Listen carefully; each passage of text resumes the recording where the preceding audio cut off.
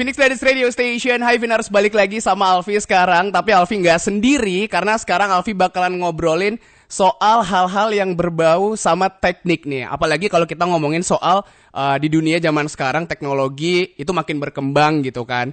Nah ini nih kuncinya untuk masa depannya kamu, bisa dibilang yang pasti mencari yang menjanjikan. Apalagi buat kamu yang suka dengan hal-hal yang berbau teknik. Kali ini Alfi bakalan ngobrol sama teman-teman dari Undiknas University.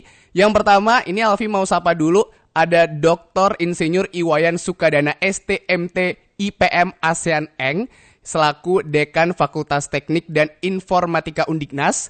Terus juga ada Insinyur Made Ari Rizka Dayanti STMT selaku Ketua Program Studi Teknologi Informasi Undiknas. Nih, mau disapa-sapa dulu. Selamat sore, Bapak dan juga Ibu. Oh, selamat sore. Selamat sore. Oke, suaranya sih udah sangat semangat sekali sore hari ini ya. Kita mau ngebahas soal masa depan yang gemilang, apalagi buat teman-teman juga nih yang lagi dengerin sore hari ini terkait tentang nextnya kayak aku pengen belajar terkait hal-hal yang teknik deh gitu kan, sesuai dengan zaman sekarang. Tapi kalau ngomongin soal Fakultas Teknik dan Informatika yang ada di Undiknas University, ini boleh diceritain secara singkat nggak? Itu seperti apa? Silakan. Dari Bapak atau Ibu yang cerita, boleh. Baik ya, terima kasih sahabat Pinas semua yang dimanapun berada. Hari ini kami bersama-sama dengan Kaprodi dari Teknologi Informasi dan juga Kaprodi dari Profesi Insinyur sedikit akan memberikan gambaran tentang Fakultas Teknik dan Informatika yang ada di Undiknas. Nah, Fakultas Teknik sendiri berdiri tahun 84, yang awalnya itu hanya ada program studi teknik sipil dan juga program studi teknik elektro.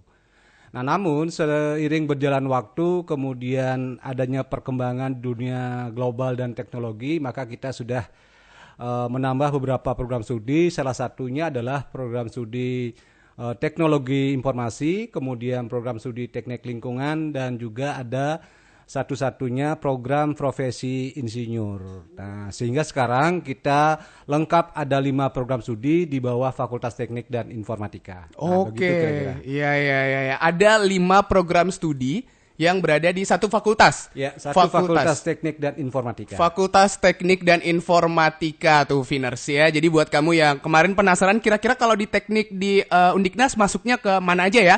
Tadi udah dijelaskan sama Pak Sukadana. Ada 5 program studi yang bisa kamu pilih tuh, Viners ya. Nah, kalau ngomongin soal keunggulan dari FTI sendiri nih, kira-kira Pak dan juga Bu, dibandingkan dengan tempat-tempat atau kampus lain yang ada di Bali, itu seperti apa kalau di Undiknas University? Ya, karena kita di Fakultas Teknik juga mengusung visi sesuai dengan visinya Undiknas, yaitu Techno Research Trainer University. Nah, maka kita di Fakultas Teknik yang ada 5 prodi itu mengarah kepada masing-masing kolaborasi di antara 5 program studi. Ya, kalau teknik sipil itu mengarah kepada dunia konstruksi, ya, dunia konsultan dan lain sebagainya.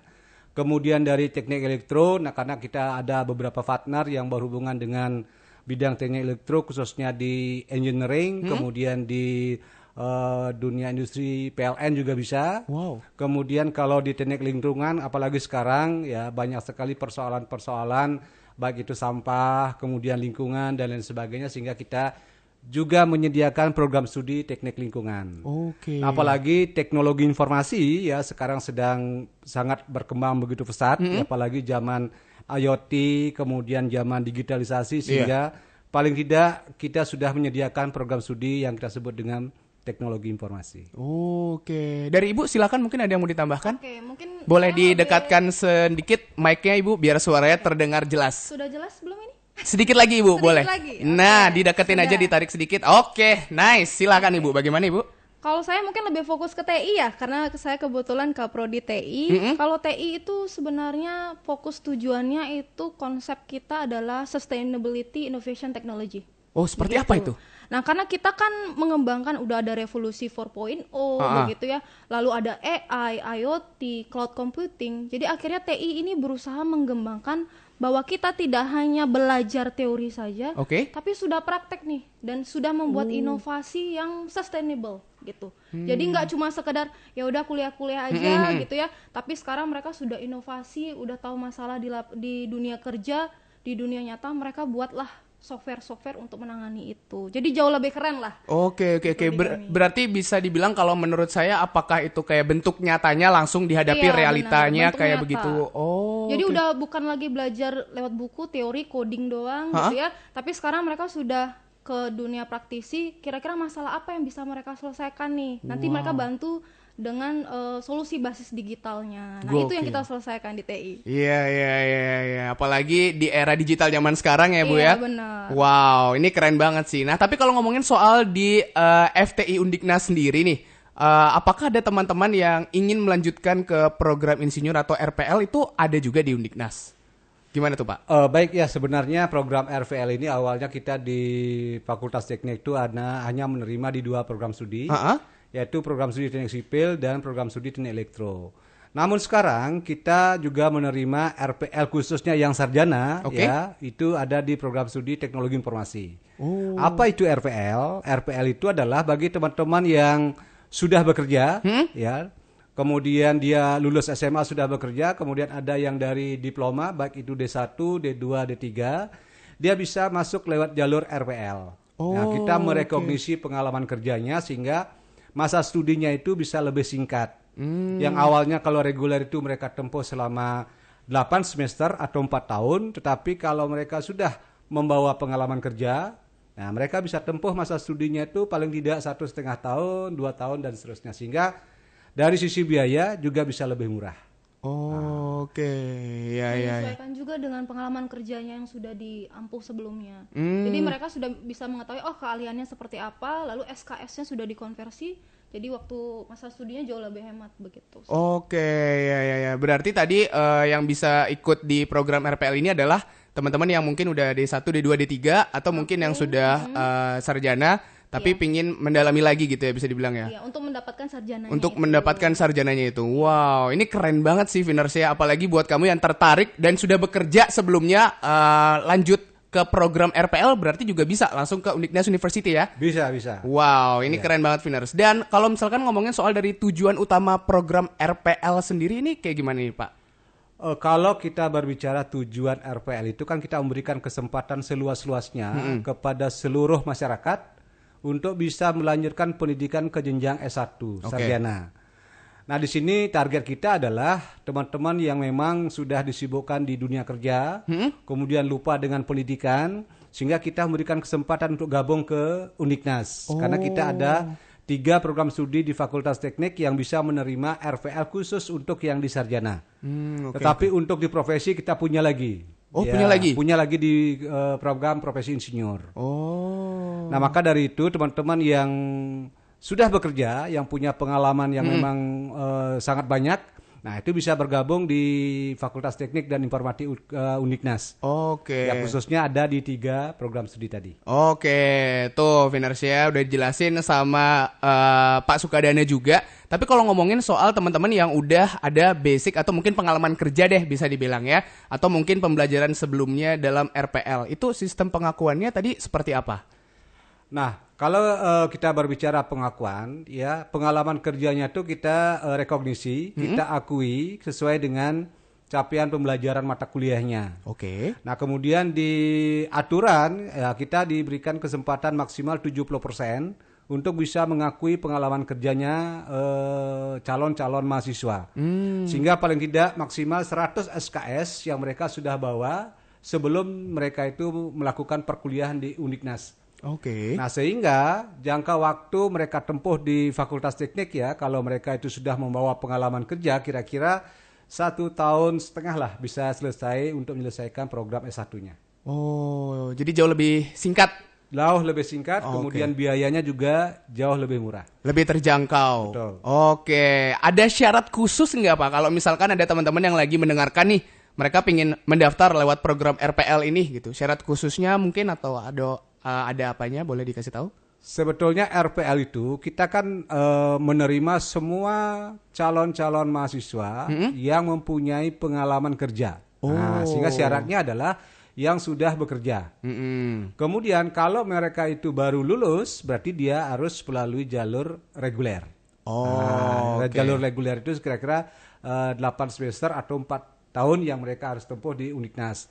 Tetapi kalau jalur RPL ini mereka harus membawa pengalaman kerja selain ya mungkin dia sudah pernah kuliah. Oh ya. Dia sudah pernah kuliah di Diploma 1, D2 ataupun D3 atau mereka sudah pernah kuliah di tempat lain. Nah, itu bisa masuk lewat jalur RPL. Atau mereka juga kalau misalkan dia drop out lebih dari 7 tahun mereka sudah kuliah di tempat-tempat lain ya, bisa melanjutkan RPL di Fakultas Teknik dan Informatika dengan membawa pengalaman dan juga ya transkrip nilai yang sudah mereka pernah tempuh. Kira-kira begitu. Oh, yang pasti itu tadi adalah di pengalaman kerjanya ya, Pak ya. Betul, pengalaman kerja yang paling utama. Nah, buat Viners jadi nggak perlu worry lagi buat yang udah punya pengalaman kerja, pingin lanjut pendidikannya, boleh tuh gabung ke program RPL. Tapi kalau dalam segi proses penilaian nih atau asesmen dalam RPL-nya ini seperti apa, Pak? Nah, untuk menilai pengalaman kerja dari calon mahasiswa yang sudah membawa beberapa dokumen pengalaman kerja, kita di masing-masing prodi punya yang kita sebut dengan asesor ataupun penilai. Nah, tugas dari penilai ataupun asesor ini nanti akan menilai sejauh mana pengalaman kerja mereka di dunia kerja yang sesungguhnya. Kemudian kita konversikan ke mata kuliah di masing-masing prodi. Nah, sehingga terakhir ada surat keputusan yang menyatakan bahwa calon mahasiswa itu ya diakui SKS-nya itu sekian dan perlu mengikuti perkuliahan lagi sekian SKS. Oh, ya. Berarti memang udah ada tim penilai lah. Sudah ada tim penilai yang kita bentuk. Oke, tuh Viners. Jadi nggak perlu khawatir lagi, semuanya udah disiapkan sama Undiknas University buat kamu yang mau melanjutkan pendidikannya, apalagi pengen gabung ke FTI Undiknas ya. Tapi tenang aja, nanti kita bakal bongkar lebih detail lagi di segmen selanjutnya. Masih ada Alfi sore hari ini di Ini Indonesia. Phoenix Ladies Radio Station masih balik lagi barengan sama Alfi yang masih ngobrol sama teman-teman dari Undiknas University. Tadi kalau ngomongin soal Fakultas Teknik dan Informatika dari Undiknas, dan sekarang ini Alfi mau nanya-nanya lebih dalam sama program studi teknologi informasi yang ada di Undiknas. Kalau yang ini bakal lebih banyak ngobrolnya sama Ibu Rizka nih sore hari ini, Viners ya. Dan terkait ngomongin soal program studi teknologi informasi Undiknas nih, Bu. Latar belakang berdirinya Prodi Teknologi Informasi di Undiknas itu seperti apa sih, Bu? Oke, program studi TI itu sebenarnya dibentuk sebagai respon begitu ya, karena ada pesatnya perkembangan teknologi digital gitu ya, ada era transformasi digital, revolusi industri 4.0 gitu. Lalu kebutuhan sektor terkait tenaga profesional di bidang teknologi akhirnya semakin bertambah gitu ya. Jadi kalau misalnya kita lihat banyak sekali beberapa faktor yang perlu gitu ya di bidang digital. Pertama, transformasi digital di berbagai sektor, lalu ada perkembangan inovasi teknologi gitu ya. Akhirnya kita PSTI Undiknas itu berusaha gitu menghadirkan untuk menghasilkan lulusan yang tidak hanya memahami konsep TI, tapi juga dia nantinya bisa mengaplikasikan secara praktis, memberikan solusi berkelanjutan untuk kebutuhan industri dan masyarakat. Itu sih latar belakangnya. Itu latar belakangnya. Tapi kalau ngomongin cakupannya sendiri, kira-kira apa saja yang mencakup di program studi teknologi informasi Undiknas sendiri? Oke, sebenarnya kalau di TI itu kita ada banyak rumpun ya. Jadi di bidang informatika dan komputer itu kita ada banyak saudara nih. Ada yang di rekayasa perangkat lunak, itu fokusnya ke software begitu. Lalu ada juga yang ilmu komputer, mungkin lebih ke teoritis. Tapi kita di TI itu lebih seperti implementatifnya. Misalnya jaringan, keamanan begitu ya, database. Jadi lulusan-lulusan TI itu tidak hanya siap kerja, tapi nantinya dia bisa berinovasi, kontribusinya nyata dalam pengembangan transformasi digital. Jadi lebih komplit gitu ya, lebih ke praktisnya kalau TI cakupannya. Oke, lebih ke praktisnya, berarti bisa dibilang cukup luas untuk di TI-nya sendiri ya, Bu ya? Iya, benar. Oke, nah kalau ngomongin soal keunggulan dari program studi teknologi informasi Undiknas dibanding kampus-kampus lainnya, itu kayak gimana, Bu?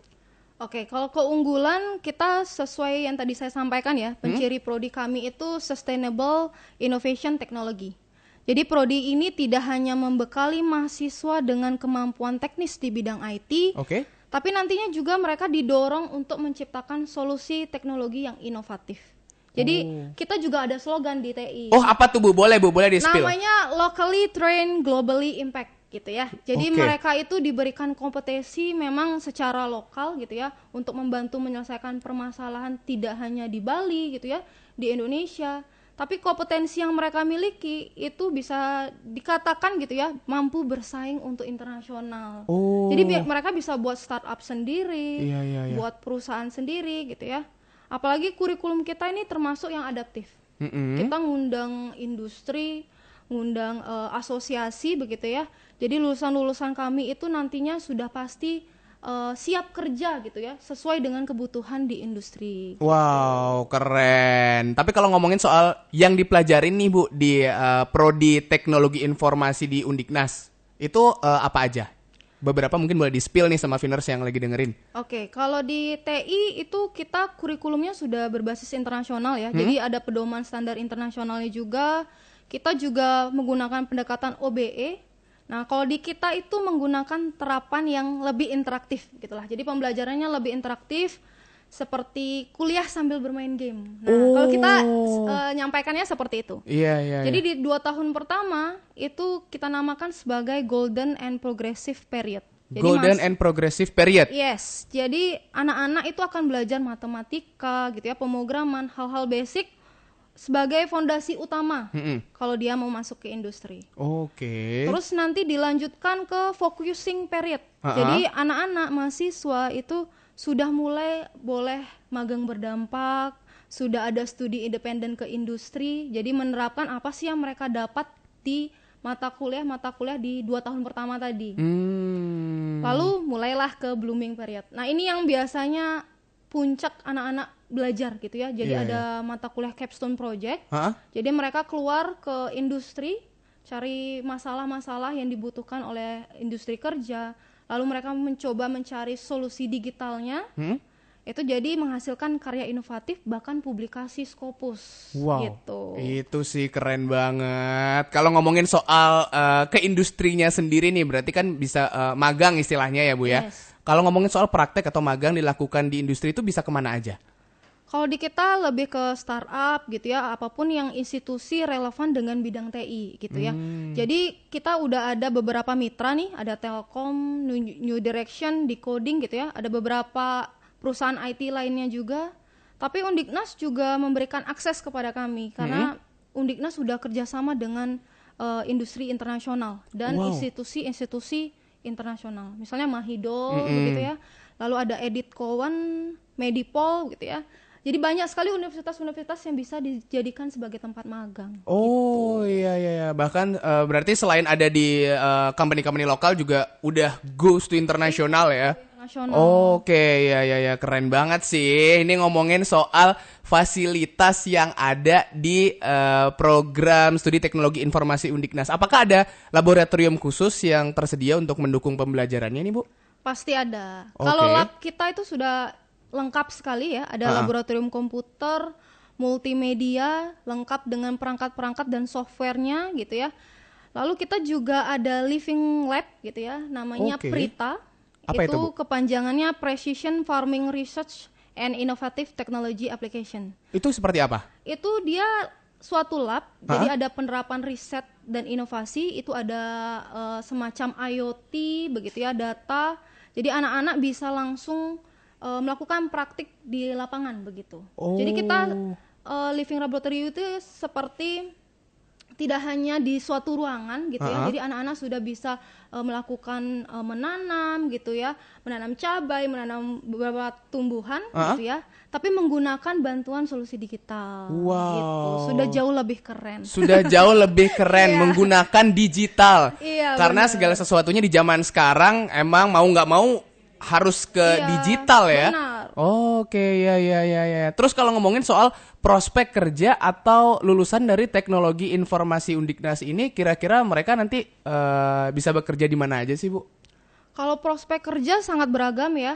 Ada software developer, ada data analis juga, network engineer, cyber security, lalu ada juga kita namanya UI UX designer gitu ya. Jadi dia merancang tampilan, lalu ada bagaimana sih tampilan untuk pengalaman pengguna. Jadi aplikasi yang kita bangun itu lebih efisien, lebih efektif, lebih cantik gitu ya, lebih estetik. Nah, Oh itu ya, juga kita pelajari. anak-anak sekarang tuh kan Ya, yang lagi dibutuhkan. Fokusnya ke sana kan pasti mereka. Lebih estetik paling enggak, tapi tidak mengesampingkan tadi yang solusinya Iya, lebih benar. efisien, terus lebih mudah juga dipahami. Oh, oke ya ya. Oke, jadi banyak sekali nih sektor-sektor yang bisa dipenuhi dengan lulusan anak TI.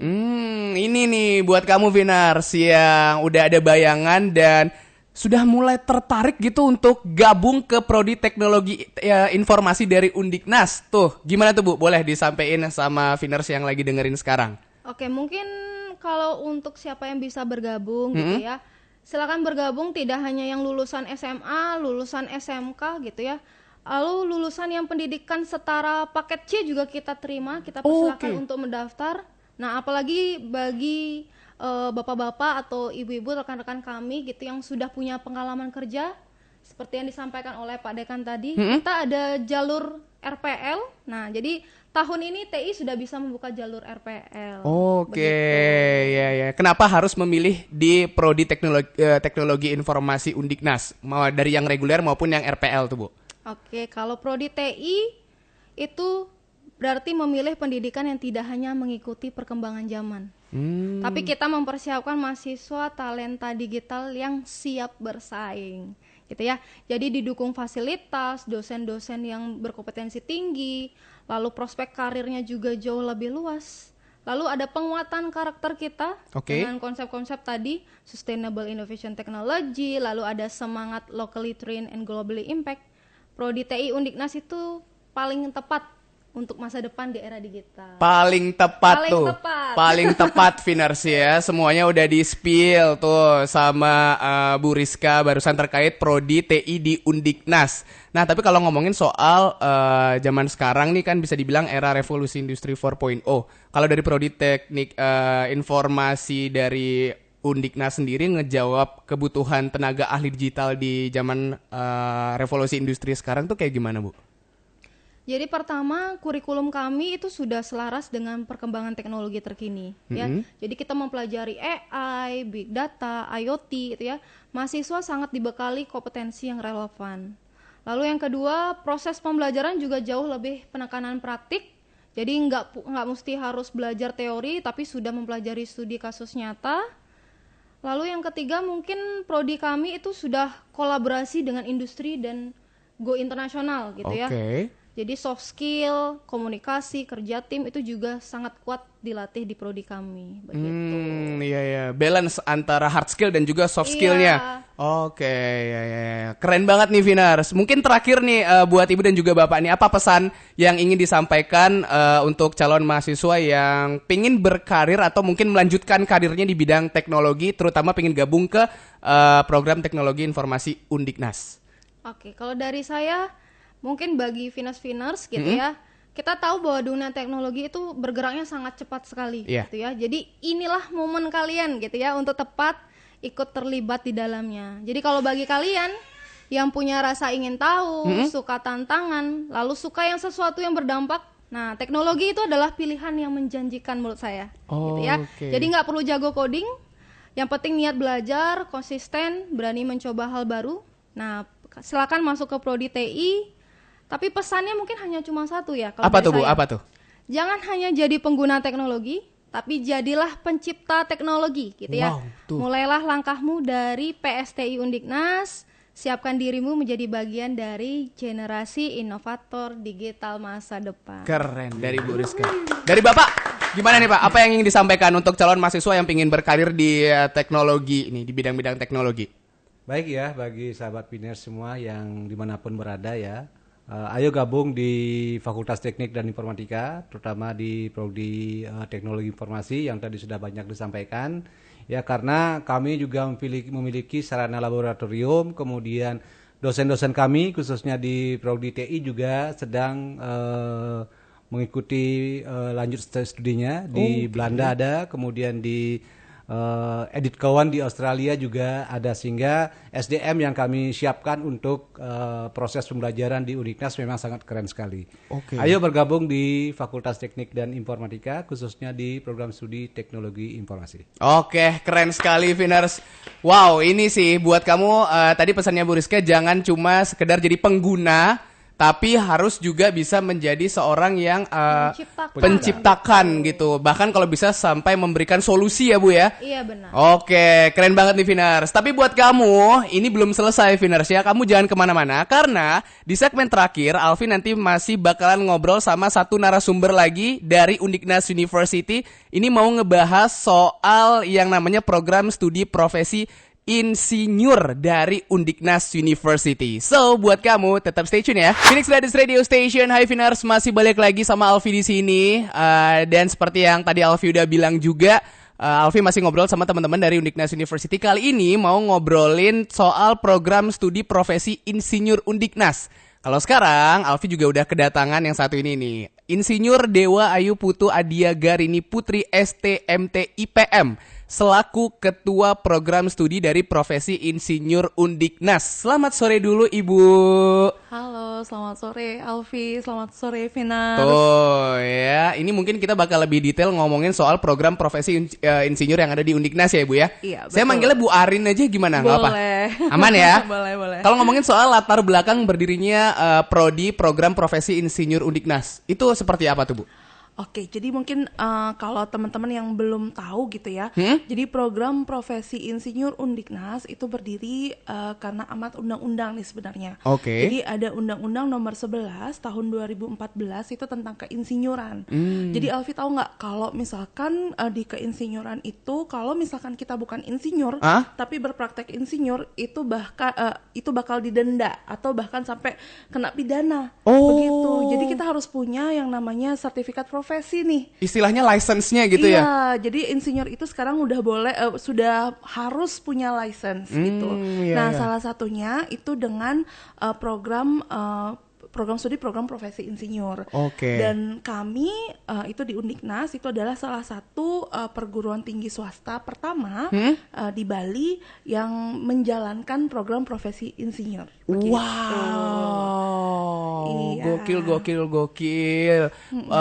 Bisa dibilang menjadi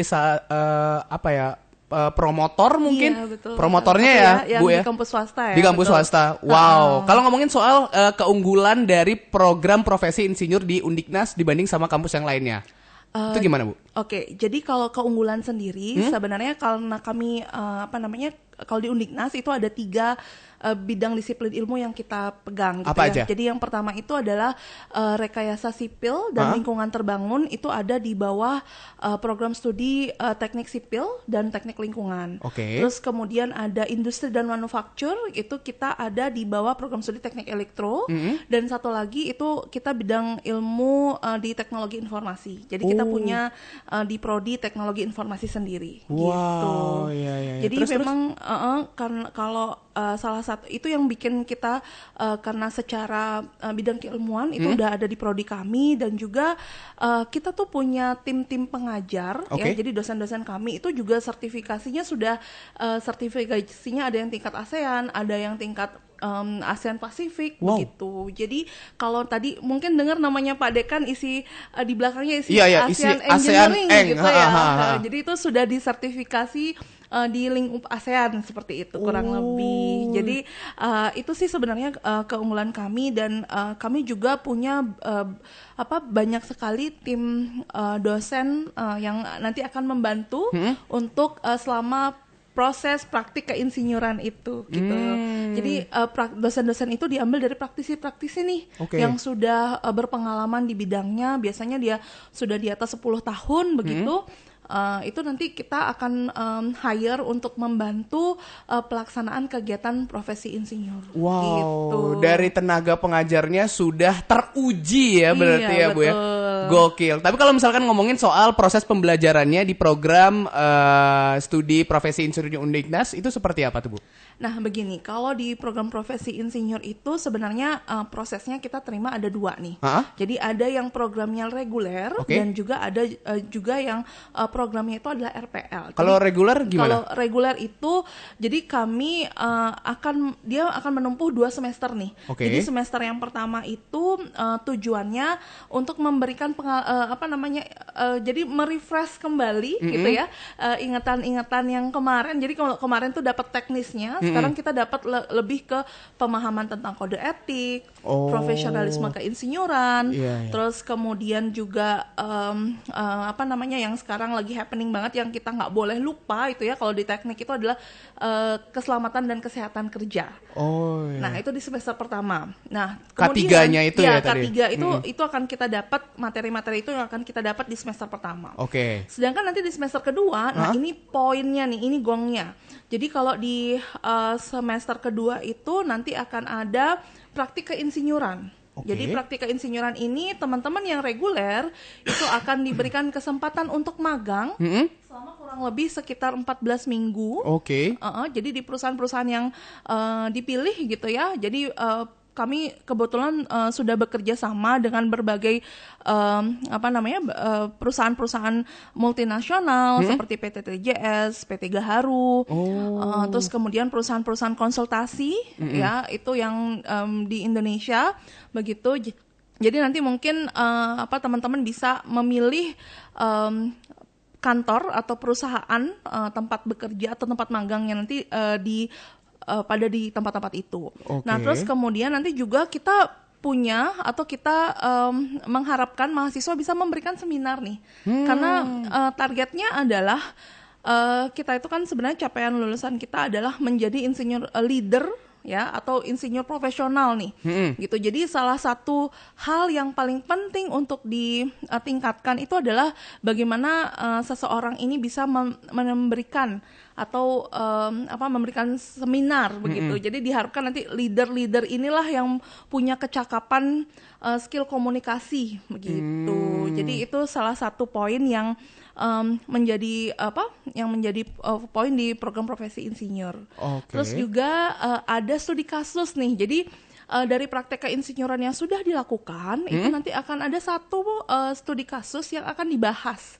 Nah, dibahasnya itu nanti bersama satu dosen pembimbing, satu juga ada dari pembimbing lapangan nih. Pembimbing lapangan ini yang tugasnya membantu si mahasiswa nantinya yang asalnya itu dari praktisi. Iya, jadi didampingi benar-benar nih praktik keinsinyurannya. Sehingga nanti benar-benar dapat gambaran yang lebih luas lagi tentang teknik tuh kayak gimana sih gitu. Jadi lebih lebih on point lah nanti ininya hasil yang diharapkan begitu. Lebih kompleks ya Bu ya. Iya betul. Oke. Lalu seperti apa lagi? Terus kemudian kalau itu tadi yang reguler. Itu yang baru yang reguler. Berarti kalau yang RPL? Nah kalau yang RPL mungkin seperti sama sedikit mungkin hampir mirip gitu ya. Tadi dengan yang di S1 gitu. Jadi kami itu mengakomodasi pengalaman keinsinyuran nih. Karena tadi beda banget kalau yang reguler tadi itu biasanya untuk yang fresh graduate gitu ya. Nah kalau yang RPL ini lebih ke teman-teman atau profesional yang memang sudah punya pengalaman begitu. Terus kemudian pengalamannya itu minimal 3 tahun kalau misalkan untuk RPL sekarang. Jadi pengalaman keinsinyuran di bidang tadi sipil, terus kemudian lingkungan, ada juga di bidang teknologi informasi atau elektro itu bisa bergabung bersama kita gitu ya. Nah, nanti akan dilakukan seperti assessment awal, jadi kayak wawancara gitu ya. Terus nanti akan diwawancara based on CV-nya Bapak Ibu. Jadi Bapak Ibu calon mahasiswa begitu ya. Setelah itu nanti baru kita akan lakukan penyetaraan bagi yang misalkan yang bukan berasal dari bidang teknik nih masih boleh nih. Tapi kita harus lakukan penyetaraan gitu. Iya. Jadi kurang lebih seperti itu sih kalau gambarannya ya. Kalau untuk yang reguler dan RPL. Wah, itu tuh Viners ya. Kamu tinggal pilih aja. Kamu cocoknya masuk yang mana, yang reguler kah atau ingin melanjutkan ya? Masuk ke RPL-nya sendiri, Viners. Apalagi kalau ngomongin soal tenaga pengajar yang ada di Uniknas University juga nggak perlu diraguin lagi karena udah teruji tadi kata Ibu Arin. Kalau ngomongin soal fasilitas di PSPPI Uniknas ini Bu, yang menjadi highlight-nya itu apa? Nah, kalau di PSPPI Uniknas gitu ya. Jadi mungkin udah banyak yang tahu ya kampusnya Undiknas ya, seperti Oh, sekarang iya. lagi Benar dong. lagi berkembang ya. Ah. Betul. Jadi kalau untuk fasilitas kita tidak perlu diragukan lagi. Tapi yang menjadi focal point-nya adalah kita itu banyak banget kerjasama industri dengan mitra-mitra yang ada di lokal ataupun di nasional begitu. Selain itu, jadi kalau di praktika insinyuran ini kan kita lebih banyak butuh tempat untuk melaksanakan praktiknya ya. Jadi biar kita tuh bisa lebih terampil, biar bisa kita tahu gitu ya untuk lebih fokus ke bidang mana sih yang sebenarnya gitu. Jadi kita mencoba berbagai bidang di bidang keinsinyuran ini gitu. Jadi MOU yang kita miliki itu banyak banget dari perusahaan-perusahaan besar ya, terutamanya di bidang industri jasa konstruksi. Seperti itu. Wow. Jadi jangan khawatir nih nanti akan ditentir langsung dari tutor-tutor yang berasal dari perusahaan konstruksi gitu ya. Dari pakarnya langsung. Betul. Wow, betul. gokil. Nah, terakhir nih Bu, sebelum mungkin kita mengakhiri talk show sore hari ini, kalau misalkan pengen bergabung atau mungkin pengen mendaftar ke program PSPPI Undiknas itu seperti apa? Nah, ini pas banget nih ya. Jadi kami itu di program profesi insinyur itu kita lagi buka pendaftaran. Jadi sudah mulai dari 6 April kemarin ya, 6 April 2026, tapi nanti batasnya itu adalah di 30 Juni 2026. Jadi nanti akan ada seperti yang saya sampaikan, ada assessment, wawancara gitu ya. Jadi dokumennya juga akan kami lihat begitu.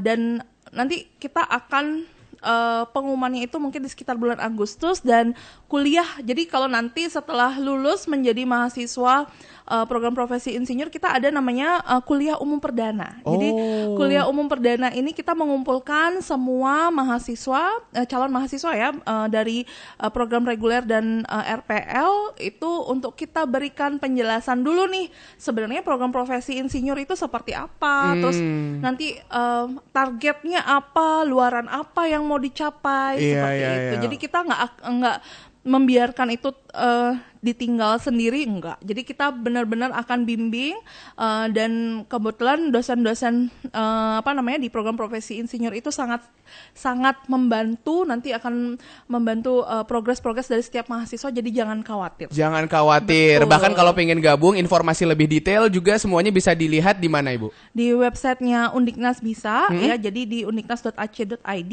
Tapi kalau misalkan mau langsung nih, udah dari percakapan hari ini gitu ya, udah langsung semangat pengen langsung daftar, itu bisa buat akun dulu di admission.undiknas.ac.id. Oke. Gitu. Semuanya bisa dilakukan secara online berarti ya? Online, betul.